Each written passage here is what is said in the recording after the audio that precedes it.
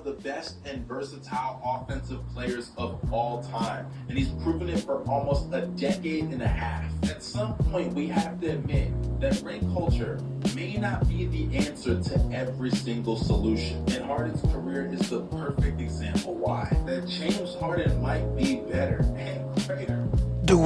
Still gotta disagree with you, because Wade is still just clearly a better all-around player because of his defense, and his peak and prime is just one. Wade wasn't just an elite defender, but he's the greatest shot blocking guard of all time, right? And he stayed like that all the way up until 2014, which is fairly elite. Dwayne Wade genuinely was robbed of multiple all-defensive teams. You can genuinely say, if not just straight up say, he was a better defender than Kobe, who has 12 all-defensive teams. He's an elite on-ball defender. He's elite at getting steals on the pacing lanes. He's generally very switchable because he's so strong and fast as a guard as well.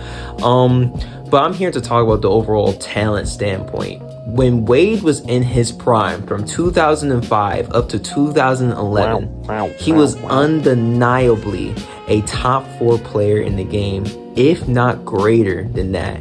And I will even go as far as to say that you can argue he was the best player in the league. 2006 is fairly obvious as he won a championship and a finals MVP. His peak was fairly consistent and dominant.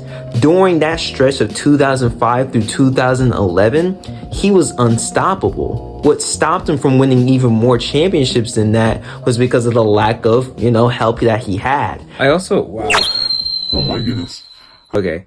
I also think you're downplaying the amount of help that Harden had. And you mentioned all those players. Bro had Embiid, bro had Kawhi, bro had Russ, bro had KD, bro had Kyrie Irving. All relatively not just in their prime, but maybe even in their peak. If not for multiple seasons. And he has only made it to one NBA Finals, and that was when he was a third option at best. During when he was playing on the bench. The best player that he got to play with was a peak LeBron. I will say that. But then after that, you got a late prime Shaquille O'Neal that he had to carry. And then what's his third best player? Right, that part. And culturally, as like a playing style standpoint for other players, I can't deny that he is generationally impactful. But as far as like a franchise standpoint, as far as like actually changing the way championships have happened, objectively speaking, Wade has a better impact. He brought him not just one, but multiple championships. And these championships help create a further Heat culture that everyone pretty much respects. If it wasn't for Wade, we might still not have any championships. And I think you underplay how significant Wade's defense is. If you switch somebody out for relatively Wade's caliber of player back then, there wasn't many players you can replace Wade defensively with that kept the Heat elite. If you were to replace that with Harden, they might have got cooked even more by the Spurs. It was the Heat's defense that kept them in that series, not offensively. Same thing goes for OKC in 2012. Once again, it was the Heat's defense that kept them in that series to ultimately win it. The impact that Wade has on the Heat is far significant the impact that Harden had on the Rockets, especially when he left the Rockets only to join the Clippers. And how's that going? He's a journeyman and hasn't paid much off of it. So yeah, that peak is genuinely that big, where he was at the bare minimum in the same tier of LeBron and Kobe in their primes. Another thing I also want to talk about is the fact that Harden benefited from an era that allowed a lot more offensive freedom. Don't you believe that if Wade played in today's game, his peak would even be greater than it was back then? Wade had to deal with... Hold on, give me a second.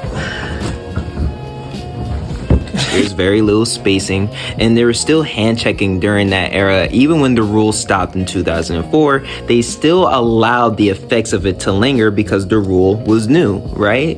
And Wade was extremely dominant from not just a defensive standpoint, but an offensive standpoint because of his efficiency. People never mention his efficiency.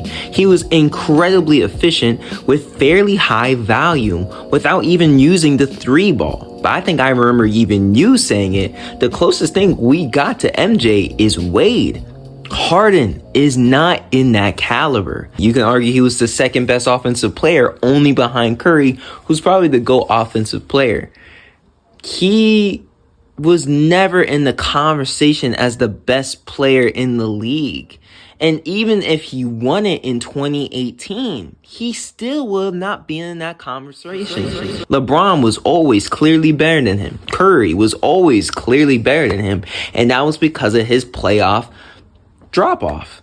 Like, Harden got so bad in the playoffs that he had to be benched in order for him to beat that Clippers team, and I believe in 2015. Or he played so bad that he got clamped up by the likes of the Spurs with no Kawhi Leonard. Like, these are the things that was happening when Harden was in his prime, in his peak. And although he played really good in 2018 and even better in 2019, he would go on to struggle once again, where he was mediocre against OKC in 2020 and got clamped up by the Lakers. And then once again, the pattern continues with him when it matters most of just underperforming. You can genuinely call him an underperformer, if not a choker, when it matters most. You cannot say that for Wade. That is a significant difference. But when it matters most, there's a clear preference, and it shows. Like, Wade wasn't just only a playoff merchant. He was successfully winning regular season games as well when he did and didn't have help. In 2006, they won 57 games and nearly was the leading team in the Eastern Conference when Shaq was injured. So he has the winning record as well. Nice seeing you come back, though.